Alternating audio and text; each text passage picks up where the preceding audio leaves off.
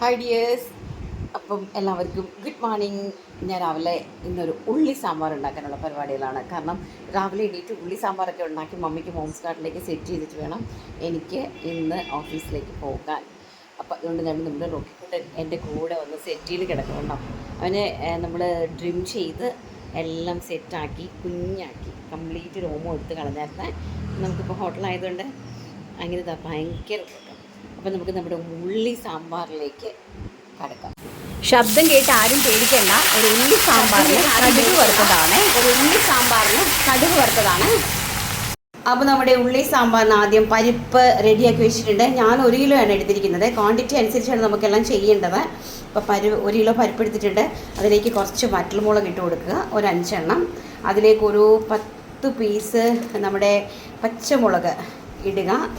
അതിലേക്ക് നമുക്ക് കറിവേപ്പില കണ്ടോ, ഇത് നമ്മുടെ പറമ്പിലായതുകൊണ്ട് ഞാൻ സെറ്റോടെ അങ്ങിട്ടതാണ്, ഇട്ട് കൊടുക്കുക. പിന്നെ അതിലേക്ക് കായം കുറച്ച്, ഒരു കട്ടക്കായം ആണെങ്കിൽ ഒരു 3-4 കട്ടക്കായം ഇട്ട് കൊടുക്കണം.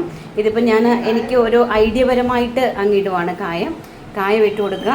എന്നിട്ട് അതിലേക്ക് ഒരു 2 സ്പൂൺ വെളിച്ചെണ്ണയാണ് ഒഴിച്ചു കൊടുക്കേണ്ടത് കേട്ടോ. എന്നിട്ട് ഇതെല്ലാം കൂടി മിക്സ് ചെയ്ത് വേവിക്കുക. അപ്പോൾ ചൂടാകുന്ന എണ്ണയിലേക്ക് നമുക്ക് ചുമന്നുള്ളി നന്നായിട്ടൊന്ന് വഴന്ന് വരണേ. അപ്പോൾ നമ്മുടെ ഉള്ളിയൊക്കെ ഒന്ന് വഴന്ന് വന്നിട്ടുണ്ട്. അതിലേക്ക് നമുക്ക് തക്കാളിയും 2 കീറിയ പച്ചമുളകും ഇട്ട് കൊടുക്കാം. എന്നിട്ട് നന്നായിട്ട് ഇളക്കി കൊടുക്കണേ. അതും ഒന്ന് ചെറുതായിട്ട് വഴന്ന് വരണം. പിന്നെ ഇതിലേക്ക് നമുക്ക് കുറച്ച് ഒരു 4 ഉരുളക്കിഴങ്ങ്, അതായത് 1 കിലോ പരിപ്പിന് ഞാൻ വെറും 4 ഉരുളക്കിഴങ്ങ് ജസ്റ്റ് പേരിന് വേണ്ടി നമുക്ക് ഇട്ടാൽ മതി, അല്ലെങ്കിൽ നമുക്ക് എല്ലാവർക്കും വിളമ്പാൻ പറ്റില്ല, അതുകൊണ്ടാണ് അങ്ങനെ ഇടുന്നത്. അപ്പോൾ ഇച്ചിരി ഉരുളക്കിഴങ്ങും ഒരു 1/2 കിലോ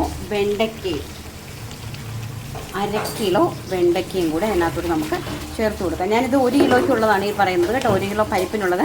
നമുക്ക് വീട്ടിലൊക്കെ സാധാരണ രീതിയിൽ നിങ്ങൾക്ക് ആവശ്യാനുസരണം ഉണ്ടാക്കിയാൽ മതിയാവും. നന്നായിട്ടൊന്ന് വഴറ്റിയെടുക്കാവേ. അപ്പോൾ ഓൾമോസ്റ്റ് നമ്മുടെ ഇതെല്ലാം ആയിട്ടുണ്ട്. അതിലേക്ക് നമുക്ക് കാശ്മീരി മുളക് പൊടിയും മഞ്ഞപ്പൊടിയും, ആവശ്യത്തിന് കാശ്മീരി മുളക് പൊടിയും മഞ്ഞപ്പൊടി ഇട്ട് കൊടുക്കുക. എന്നിട്ട് അതിലേക്ക് നമുക്ക് സാമ്പാർ പൊടി ഇട്ട് കൊടുക്കുക. എന്നിട്ട് നന്നായിട്ടൊന്ന് ഇളക്കിയെടുക്കുക. അപ്പോൾ ഇവിടെ നമുക്ക് റെഡി ആയിട്ടുണ്ട്. ഇനി ഇതിനെ എടുത്ത് നമ്മുടെ പരിപ്പിനകത്തോട്ട്, ആദ്യം നമ്മൾ വേവിച്ച് വെച്ച പരിപ്പിനകത്തേക്ക് മിക്സ് ചെയ്യുക.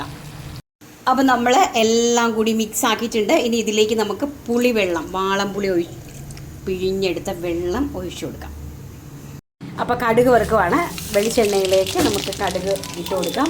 കടുകിൻ്റെ കൂട്ടത്തിൽ തന്നെ കുറച്ച് ഉലുവ, അതോടൊപ്പം തന്നെ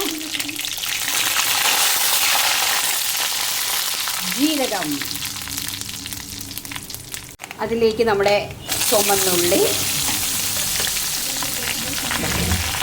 ഇട്ട് നന്നായിട്ട് കടുക് വറുക്കാനായിട്ട് മൂപ്പിക്കുക.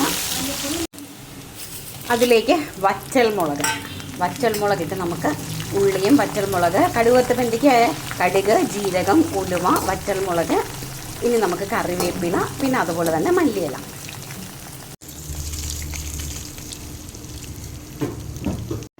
അങ്ങനെ അടിപൊളിയായിട്ടുള്ള നമ്മുടെ ഉള്ളി സാമ്പാർ ഇന്നിവിടെ റെഡി ആയിരിക്കുകയാണ്.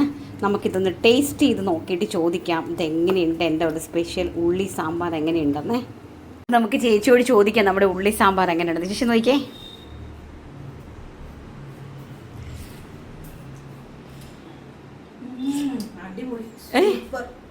Thank you.